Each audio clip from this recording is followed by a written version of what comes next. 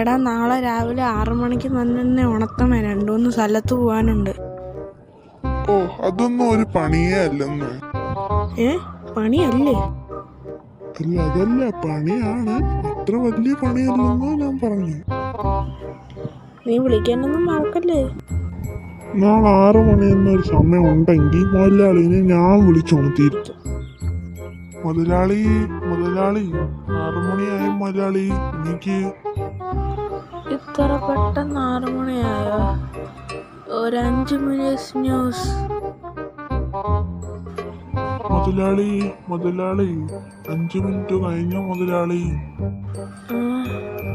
എന്നാ വീണ്ടും ഒരു 5 മിനിറ്റ് ന്യൂസ്. മുതലാളി എനിക്ക് മുതലാളി, എവിടെയൊക്കെ പോകാനുണ്ടെന്ന് പറഞ്ഞല്ലേ. ശല്യം വീണ്ടും അടിക്കുന്നല്ലോ. ഒരു കാര്യം ചെയ്യാം,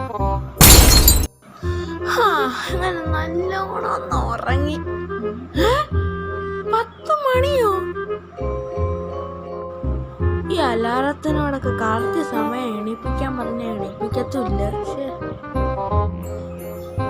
മുതലാളി എണീറ്റോ? ഞാൻ മുതലാളിനെ എണീപ്പിക്കാനായിട്ട് വരുമായിരുന്നു. എടാ, ഞാൻ എഴുന്നേറ്റ് കഴിഞ്ഞിട്ടല്ല എന്നെ എണീപ്പിക്കേണ്ടത്, ഞാൻ എഴുന്നേൽക്കുന്നതിന് മുമ്പാണ് എന്നെ എണീപ്പിക്കേണ്ടത്.